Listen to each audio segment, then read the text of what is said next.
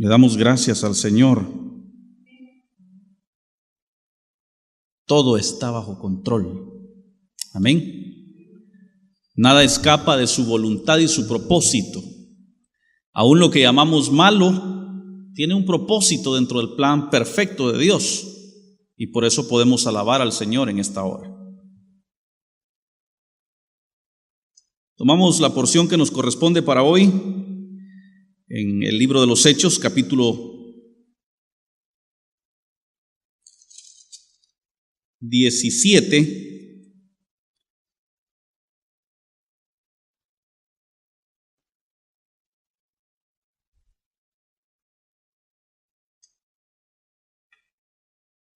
Hechos capítulo 17. Vamos a tratar de avanzar hasta el versículo 15. En el nombre del Señor.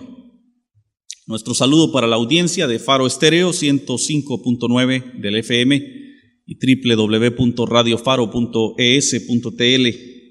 A los hermanos de Radio Maranata en Jalapa y el hermano Otto Cruz, que con una voluntad dispuesta ha decidido compartir nuestras prédicas a través de este medio.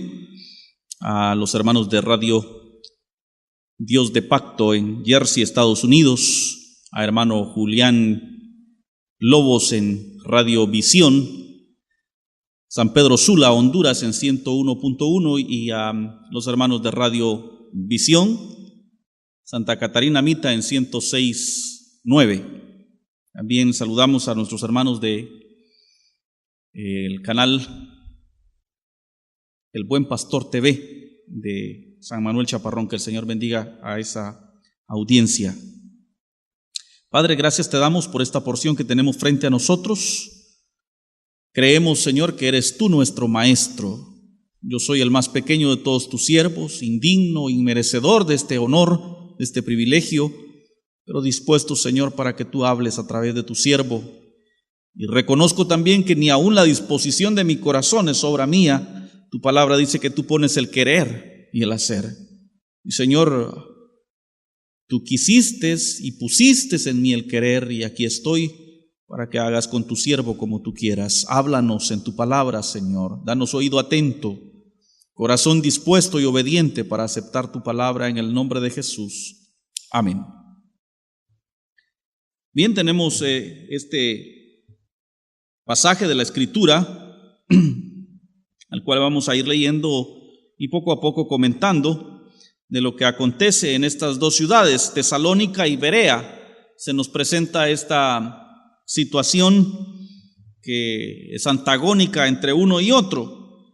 Dice la Escritura: pasando por Anfípolis y Apolonia, llegaron a Tesalónica, donde había una sinagoga de los judíos. Y Pablo, como acostumbraba, fue a ellos y por 3 días de reposo discutió con ellos. Voy a repetir ese versículo 2.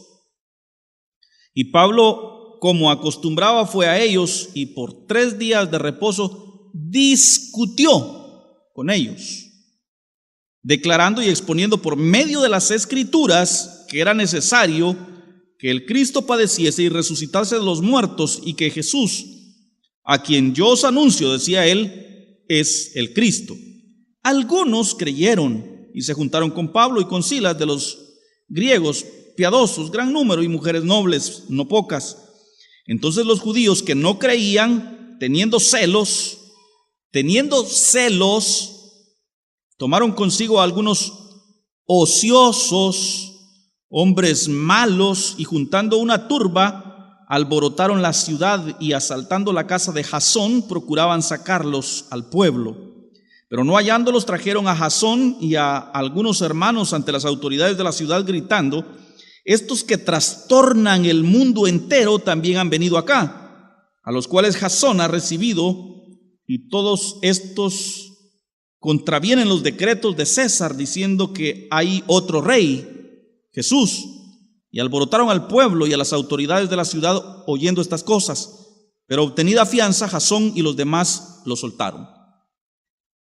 Encontramos una ciudad a donde es llevado el evangelio por Pablo, Silas y Timoteo en este segundo viaje misionero de los apóstoles, y dice que Pablo, como acostumbraba, o sea, era quizás su estrategia evangelística, podríamos decirle, ir a las sinagogas de los judíos y a ellos presentarles el evangelio de Jesucristo. Para ese momento el pueblo judío, como lo hemos repetido tantas veces, no reconocía a Jesús como su Salvador. Es más, hasta el día de hoy, la nación hebrea no reconoce a Jesús como el Mesías. Ellos están esperando de que venga el Mesías, el enviado de Dios. Lamentablemente, para el tiempo que estamos viviendo, va a venir un engañador que les va a hacer creer que Él es el Mesías, y este es el anticristo del cual habla la Escritura. Hay razones de peso a través de la Escritura, de las cuales hemos hablado en alguna otra ocasión, para entender que estas cosas son de esta manera. Sin embargo, las profecías, desde Isaías en adelante, nos narran, nos describen la persona de Jesús, nos muestran cómo en Jesús se habrían de cumplir las profecías y cómo Jesús es el Mesías, es el ungido de Dios. La palabra Mesías, dicho sea de paso, quiere decir ungido. Dios lo unge como profeta, Dios lo unge como sacerdote y lo unge como rey sobre todos los que en Él creemos. En el Antiguo Testamento se ungía a los reyes, una unción especial, con un aceite especial, y esto era como la bendición de parte de Dios para que Él pudiese gobernar. También se hacía la unción de los que iban a ser sacerdotes, para que de alguna manera se decretaba esa bendición sobre ellos, y también se hacía sobre los profetas. La palabra Mesías quiere decir que Jesús es la persona en la cual está la unción perfecta. Él es el sacerdote que lleva nuestras peticiones delante de Dios el Padre. No es que María interceda por nosotros, ella no fue ungida en ningún momento como sacerdotisa. Es más, no hay sacerdotisas en la Biblia. Ella no puede ser mediadora entre el hombre y Dios, o entre Dios y el hombre. Fue Jesús. Por eso se dice Jesús, el Jesucristo, que Jesucristo es la conjunción de dos palabras. Jesús es el Cristo, Jesús es el Mesías, Jesús es el ungido. Y fue ungido como profeta por cuanto Él traía el más grande mensaje de Dios para los hombres. Y fue ungido como rey, aun cuando su reino no ha sido establecido en lo físico, en lo humano, en lo político, en lo material. Su reino ha sido establecido en el corazón de aquellos que le hemos recibido como nuestro Señor y Salvador. Dice que el apóstol Pedro,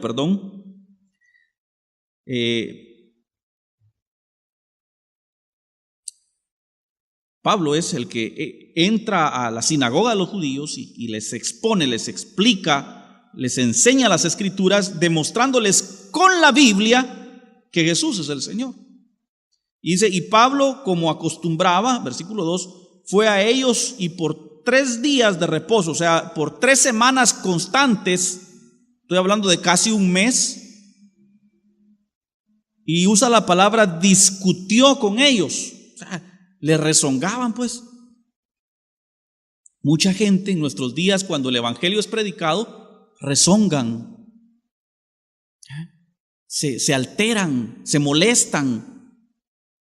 No les parece que la palabra de Dios sea predicada, no les parece que la verdad sea dicha.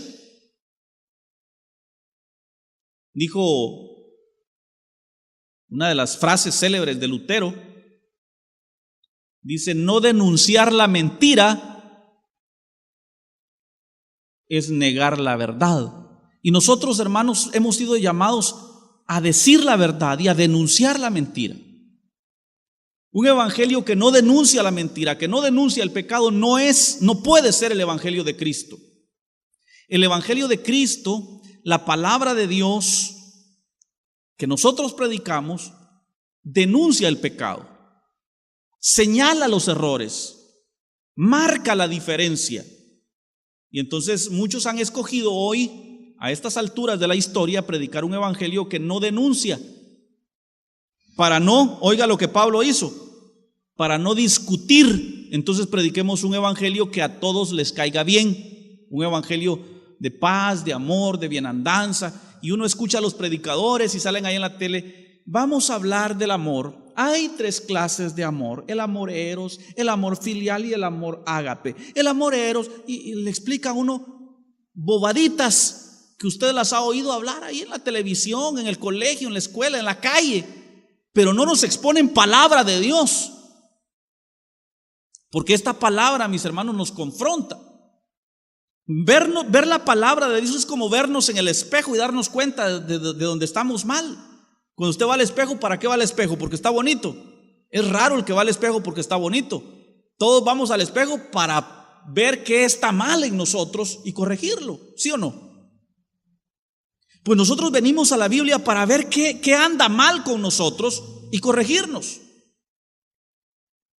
Entonces, predicar un evangelio en donde la palabra de Dios no se expone en su totalidad, sino a medias tintas, con el ánimo de alguna manera agradar el oído y no contender con nadie, no discutir con nadie. Entonces no denunciamos la idolatría, no denunciamos las inmundicias, las avaricias, las codicias. No denunciamos ningún pecado, sino que lo que hacemos es decirle: mire, todo va a estar bien. Usted quiere triunfar en sus negocios, pacte con Dios, tráigame su dinero. La Escritura dice que en lo postrero de los tiempos, habiendo comezón de oír, se amontonarían maestros enseñando conforme a sus propias concupiscencias. Y oiga, ¿qué es eso de comezón? Cuando usted le come, ¿qué hace? Se rasca. ¿Y qué siente cuando se rasca? Rico, ¡ay, qué rico! Más arriba, rascame más arriba, más a la derecha. Un evangelio que le rasca el oído a la gente, que les hace sentir rico, ¿me entiende? No un evangelio que cuando se predica te descubre, te desnuda delante de Dios, te confronta y te invita al arrepentimiento, sino un evangelio que es como que te rascaran el oído y dices: ay, qué rico lo que dijo. Voy a tener dinero, voy a ser importante, soy un principito de Dios, somos campeones. No un evangelio que te dice: es necesario que te arrepientas. El evangelio de Cristo es: arrepentidos y convertidos, hijos de los hombres. Ese es el evangelio de Cristo. De tal manera que cuando llegó este evangelio a Tesalónica, dice la Escritura que por 3 semanas consecutivas a Pablo le tocó que discutir con ellos. Le rezongaron. No les rascaba el oído, les dolían los oídos, les sangraban los oídos espiritualmente, hablando de oír la verdad, declarando y exponiendo por medio de las Escrituras. Repito, por medio de las Escrituras. Es que, hermanos, yo no puedo venir a hablar bobadas aquí si no tengo el respaldo de las Sagradas Escrituras. Muchos de los mensajes que hoy se predican no gozan del respaldo de las Sagradas Escrituras. Hoy la gente no está por oír palabra de Dios, está por ir a ver al predicador, por ir a oír al cantante. Yo le recuerdo, no es el cantante, no es el predicador, lo que usted necesita es la palabra. ¿Me entiende?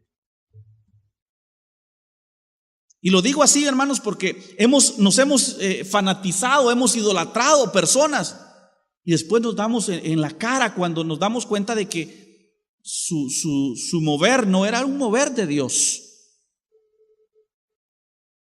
Los hombres fallamos. De pronto yo pudiera fallar, pero la palabra de Dios no. Entonces, si de repente yo fallo, las predicaciones que yo di pueden seguir siendo puestas en la radio. ¿Sabe por qué? Porque estuvieron basadas a la palabra de Dios. Y lo que usted necesita oír, lo que yo necesito oír, lo que todos necesitamos es palabra de Dios. Entonces, mis hermanos, no se trata de quién la expone, se trata de qué es lo que está exponiendo. Adelante vemos en los versículos 10 al 15 a otra ciudad donde estos Pablo, Silas y Timoteo llegan. Y la acogida que reciben es distinta.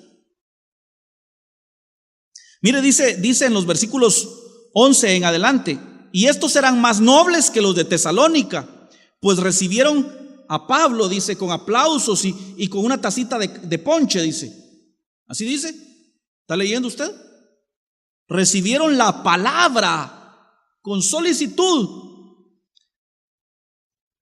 Y dice al final del versículo, escudriñando cada día de las Escrituras, a ver si lo que Pablo decía era verdad.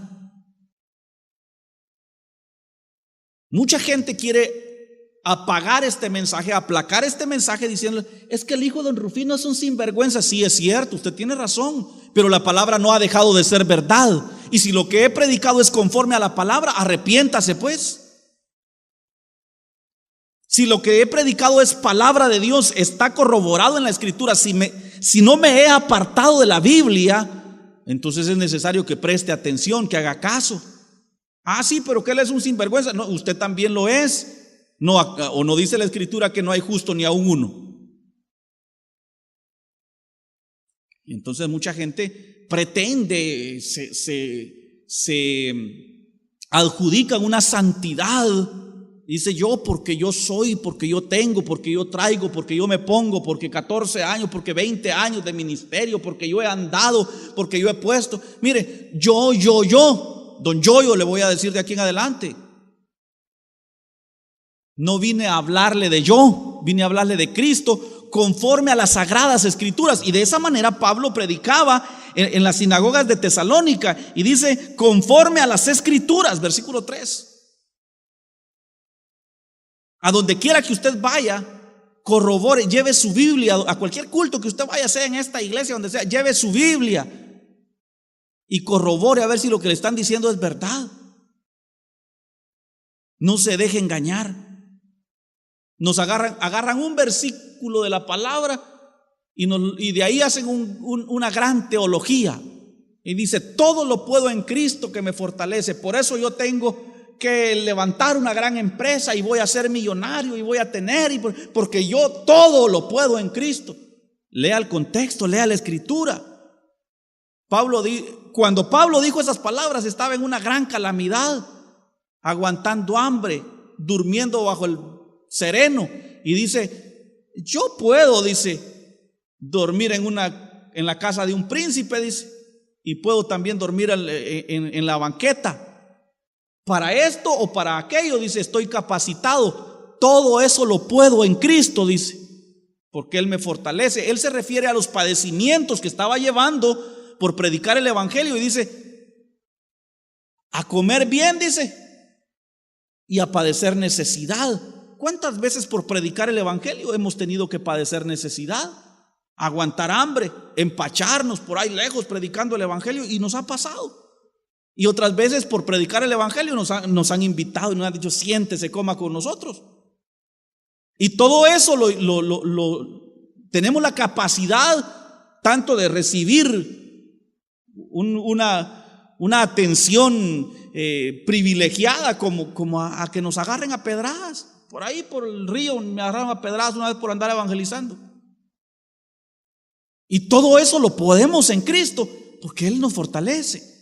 Pero tomo este ejemplo, hermanos, porque muchas veces se toma un versículo de la palabra y de ahí hacen una teología entera. De ahí las teologías de la prosperidad, de una cantidad de cosas, hermanos. Otra vez le digo, 60,000 veces le he dicho, 61,000, 60,000 una vez con esta, le digo, el evangelio no es negocio. Dios no vende salvación, Dios no vende milagros. No, simplemente créale a Dios y si Él quiere, le va a dar lo que usted necesita. Y si no quiere, eso no significa que Él haya dejado de ser Dios. Y por consiguiente hay que adorarlo. Es que nosotros no le seguimos a Él. Mire, dice la Escritura que en cierto momento entró la tarde y una multitud tras Jesús con hambre. Llegaron los apóstoles y le dijeron, Señor, la multitud tiene hambre. ¿Qué hacemos? 500 denarios no alcanzarían para comprar una cocada para cada uno. Y les dijo, vayan, denles de comer. Y sucedió el milagro en el que Jesús multiplica los panes y los peces, una historia pintoresca y hermosa que todos la sabemos. Pero más adelante leemos la escritura y Jesús le dice a aquellas multitudes, les dice estas palabras: ustedes me siguen por los panes y los peces, les dijo. O sea, mucha gente viene al evangelio porque les han dicho que si diezman van a prosperar. Mucha gente viene al evangelio porque ahí voy a sanar de mis enfermedades. Mucha gente viene al evangelio para que en su negocio les vaya bien, para conseguir un trabajo, para esto, para aquello. O sea que le siguen a Jesús por los panes y los peces. Nosotros le seguimos al Señor porque Él es Dios. Y cuando Él diseñó al hombre, dice la escritura, lo hizo con un propósito: que fuese el que le diera alabanza a su gloria. Cuando nosotros venimos a Cristo para darle alabanza a la gloria de Dios, estamos cumpliendo con el objetivo, con el propósito para el cual Dios nos creó. Y cuando cumplimos el propósito para que fuimos creados, mis hermanos, no podemos ser más felices. No se puede ser más feliz porque, o sea, para eso fuimos hechos. Una camisa se hizo para lucirla, para ponérsela, no para trapeador. Si usted la agarra para trapeador, esa camisa no es feliz. Si es que pudiera tener sentimientos de una camisa. Su lugar es aquí, ¿verdad? Así ya bonita. Pues el ser humano de bolo no puede ser feliz. El ser humano de marihuanero no puede ser feliz. De parrandero no puede. Mire, el ser humano es feliz cuando cae al propósito de Dios. Entonces, mis hermanos, al hallarnos ante un evangelio así, tenemos dos opciones: actuar como los hermanos de Tesalónica, que dice que rezongaron con la palabra, o aceptar la palabra. ¿Qué tipo de actitud hemos de tomar nosotros ante la palabra? Dice el versículo 4 que algunos de ellos creyeron y se juntaron a Pablo y a Silas. Algunos de los judíos. De los griegos piadosos, gran número, y mujeres nobles no pocas. Pero de los judíos solo bravos se pusieron cuando Pablo les llevó la palabra. Así mucha gente hoy está jalada con el hijo de don Rufino. ¿Por culpa de quién? Por culpa de la palabra, pues. Es que todo el pleito es del mensaje. De ahí todo lo que me quieran embarrar me lo arriman, pero es por este mensaje. Si yo he hablado algo que no está en la palabra, que no está escrito en la Biblia, entonces usted tiene razón y diga: él es un falso, porque está predicando falsedad. Pero si estoy predicando conforme a la palabra, y me atrevo a pensar que el falso sea otro.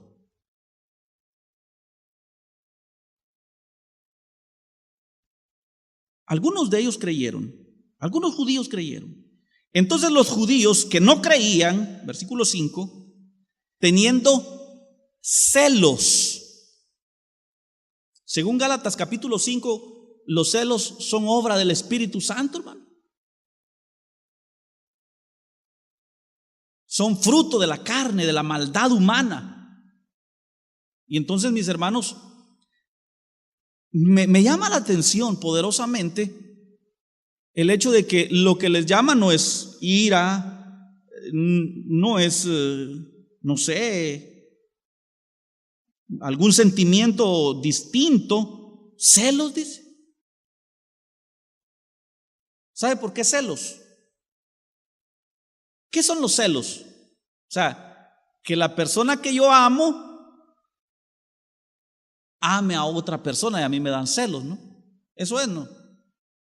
No sé si me entiende. Ahorita llevaron un perrito nuevo a la casa y la sombra tiene celos. No lo lastima, pero se pone así mera arisca, media rara cuando uno le hace cariños al perrito chiquito.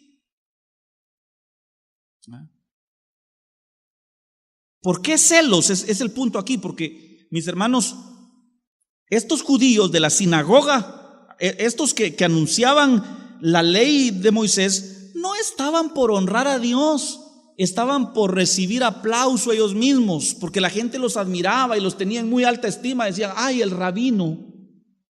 Y de repente viene un Pablo que les habla un nuevo mensaje y lo escuchan más a él, y entonces les da celos. Escúchenme a mí, a ese hijo de Rufino no lo estén escuchando.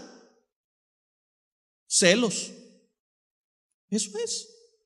Porque si nosotros todos los que predicamos el evangelio buscáramos honra para nuestro Dios, nadie tendría que sentir celos.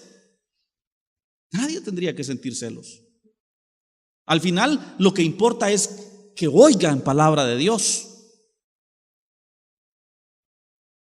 ¿Ya sabías que pusieron otra radio en Monjas? Me dijeron a mí.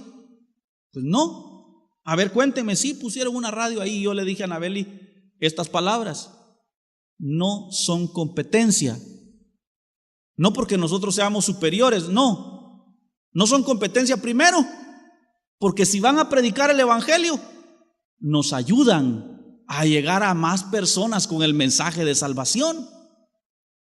Y segundo, si su propósito no es predicar el evangelio, sino sacarle dinero a la gente y hacer negocio con el evangelio, tampoco son competencia, porque nosotros no estamos haciendo eso. Entonces, que le den viento, gloria a Dios. No hay por qué sentir celos. Si a usted le da celos que yo predique, digo, examínese a sí mismo. ¿Qué ondas con usted? ¿Cómo está su relación con Dios? ¿Para qué predica usted? ¿Para hacerse famoso? ¿Para que le aplaudan? ¿Para ser importante? ¿O para que la palabra de Dios corra y su nombre sea glorificado? Entonces estos judíos que no creían tenían celos, obra de la carne. Tomaron consigo a algunos hermanos, ancianos de la iglesia, apóstoles y profetas, trabajadores, hombres honestos, de buena reputación. Oiga cómo dice, algunos haraganes, dice. Esa es la gente que anda chismeando en las calles. Esa es la gente que anda hablando en contra del evangelio y del mensaje de salvación. Gente que no tiene o que no quiere ocuparse en nada. No que no tengan que ocuparse, porque que hacer siempre hay. Esa es la gente que anda hablando. La gente trabajadora está en su trabajo, pues, ocupada en sus quehaceres. Y dice, a algunos ociosos y hombres malos, dice. Y juntando una gran multitud de esta clase social, alborotaron la ciudad y asaltando, oiga la palabra asalto. ¿Qué es un asalto? Pues robo, pero así, frente a frente, pues. Asaltando la casa de Jasón, procuraban sacarlos al pueblo, pero no hallándolos, trajeron a Jasón, a algunos hermanos ante las autoridades de la ciudad, gritando: estos que trastornan el mundo entero también han venido, a los cuales Jasón ha recibido. Y es que, hermanos, sí es cierto, nosotros somos los que trastornamos el mundo. El mundo está, entre comillas, en paz, y son, entre comillas, felices, bailando, riendo. Y venimos nosotros a decirles que tienen que dejar sus pecados y salir de ahí, arrepentirse. Entonces, ni modo, les trastornamos la vida. La porción del 16 en adelante nos narra la llegada de Pablo y Silas a Atenas, donde se les deshace el negocio de vender templecillos de Diana. Mire, usted va a Esquipulas y ahí todo es negocio, pues. Ahí que venden dulcitos, que venden brichos y le ponen a los carros, y que recuerdito de esto y recuerdito de lo otro, y andan sacerdotes en la calle a los que usted les paga para que le tiren una charpeadita de agüita bendita a su carro para que usted venga bendecido. Y todo es negocio. ¿Qué tal si sacáramos al Cristo negro de ahí? Se les deshace el negocio. Cuando nosotros llevamos el evangelio a estos lugares y la gente se arrepiente y ya no compra sus crucifijos, sus camándulas, sus chunches viejos, entonces se les deshace el negocio y claro, les trastornamos su mundo. Así es. Cuando yo denuncio sinvergüenzas como Cash Luna y todos estos que venden un evangelio de prosperidad a cambio de que usted les dé dinero, cuando yo lo denuncio y lo digo abiertamente, claro, les trastorno su mundo. Cuando yo le digo a usted que los diezmos no salvan, que usted es salvo por la sangre de Jesucristo y que los diezmos se dan como un acto de gratitud, de adoración, si quiere, y si no, pues no los dé. Y entonces todo este montón de pastores se enojan y dicen: uy, no escucha al hijo de don Rufino. Les trastorno su mundo. Eso es lo que pasa. Para eso estamos aquí, para hacer luz, para hacer la diferencia. ¿Qué tal si nos camuflamos como el camaleón y nos parecemos a ellos también? Yo no quiero ser igual, no me parezco a nadie. Al único que quiero parecerme cada día más es a Jesucristo. Y claro, trastornamos este mundo. Para eso estamos aquí. Y entonces dice el versículo 7: a los cuales Jasón ha recibido, y todos estos contravienen los decretos del César, diciendo que hay otro rey, Jesús. Y alborotaron al pueblo y a las autoridades de la ciudad cuando oyeron estas cosas. Pero obtenida fianza de Jasón y de los demás, lo soltaron. Oiga la palabra fianza, porque muchas veces nos toca pagar los platos rotos, pero seguimos predicando. Quizás nos toque comprar otra guitarra, pero eso no nos va a detener, hermano. ¿O cree usted que la iglesia se va a detener por falta de una guitarra? ¿O cree usted que Dios dejó de ser Dios por falta de una guitarra? Sí. Hermanos, gocémonos y alegrémonos que nuestro galardón es grande en los cielos, con guitarra o sin guitarra, con calcetines o sin calcetines, dijo David Palma.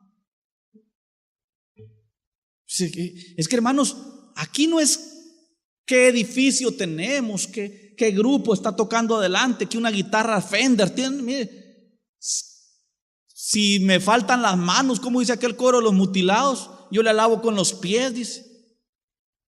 De alguna manera nosotros le vamos a adorar al Señor.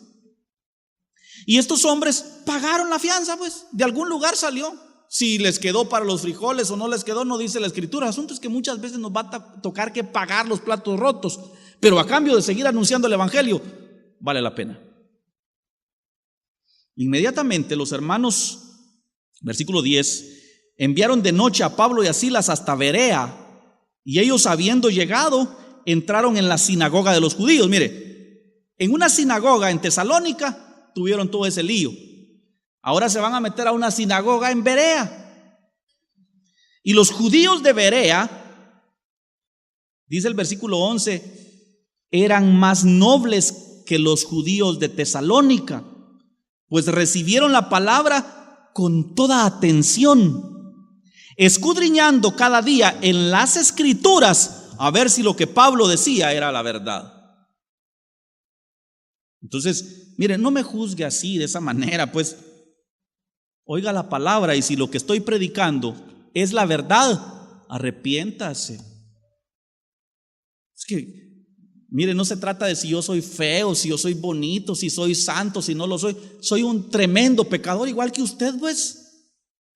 Tan pecador soy que tuve que venir a los pies de Jesucristo y humillarme esta mañana otra vez y decirle: Señor, ayúdame, te necesito. Y aquel que no lo hizo, tiempo es que lo haga. Qué grande necesidad tenemos de la misericordia del Señor, por cuanto no hay justo ni aún uno. Por cuanto todos pecamos, estamos destituidos de la gloria de Dios. No se trata de quién es el que está predicando, se trata de ¿qué es lo que está predicando? Y si lo que se está predicando es conforme a la palabra, entonces óigalo y preste atención y sea obediente. Estos varones judíos de Berea, dice la Escritura, que oían predicar a Pablo, pero no decían amén a todo. Primero revisaban a ver si la Biblia decía lo mismo. ¿Por qué es que cada creyente evangélico tiene que traer su Biblia a la iglesia? Antes en la católica le decían a uno que los que leíamos la Biblia nos volvíamos locos. A mí ya no me importa si dicen que estoy loco. Eso es irrelevante para mí. Pero creo que estoy más cuerdo que cualquiera que no haya leído la Biblia. Y soy más feliz que cualquiera que no la haya leído.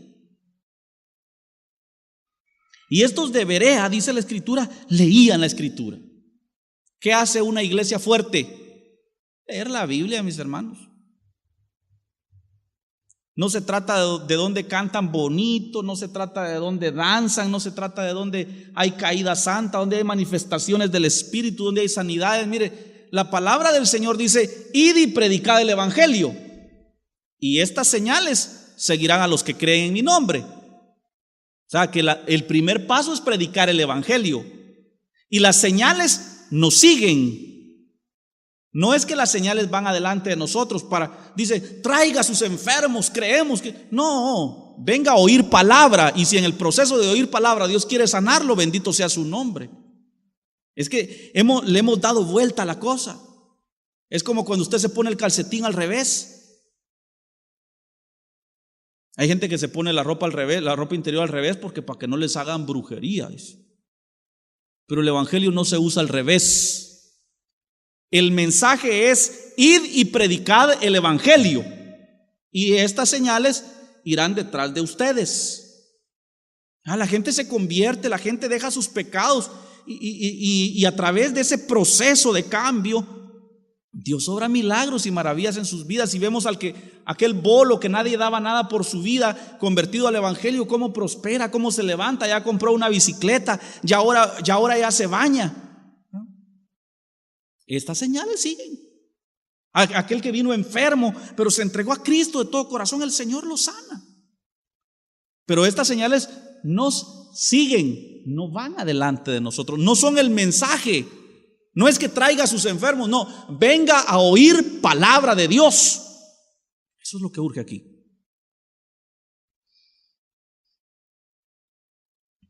Y así que creyeron muchos de ellos, mujeres griegas de distinción y no pocos hombres. Cuando los judíos de Tesalónica supieron que también en Berea era anunciada la palabra de Dios por Pablo, fueron allá y también alborotaron a las multitudes. Pero inmediatamente los hermanos enviaron a Pablo que se fuese hacia el mar, y a Silas y a Timoteo, y estos se quedaron ahí. Y los que se habían encargado de conducir a Pablo le llevaron a Atenas, y habiendo recibido orden para Silas y Timoteo de que viniesen a él lo más pronto que pudiesen, salieron. Quiero hacer un énfasis una última vez: la diferencia entre Tesalónica y Berea. Los judíos de Tesalónica, al oír el mensaje, rezongaron, no les gustó. Los judíos de Berea, al oír el mensaje de Pablo, dice que con solicitud, con atención escucharon el mensaje y corrieron a revisar sus Biblias a ver si lo que Pablo decía era verdad. Yo le digo, ya no es tiempo de estar poniendo nuestros ojos en el predicador, si es bueno, si es malo, qué hizo, qué no hizo, su vida, mire, su problema del predicador, qué clase de vida lleva. Usted lo que necesita creer, oír, entender, escudriñar es la palabra. Amén. Padre, edúcanos conforme a tu palabra. Enséñanos, oh Dios, conforme a tus estatutos. Sean gratos, Señor, a nuestro oído y en nuestro paladar tus palabras. Ayúdanos, oh Dios, a estar atentos, a prestar atención, la atención debida a tu palabra. Que, Señor, quitemos nuestros ojos de los hombres, de los artilugios materiales, electrónicos que se usan en las grandes campañas y movimientos, que al final lo único que nos debe importar, Señor, sea tu palabra. Nos abocamos, nos volvemos nos devolvemos a tu palabra esta noche y pedimos que esta palabra, Dios mío, no regrese a ti vacía, sino que cumpla el propósito al cual la enviaste. En Cristo Jesús. Amén.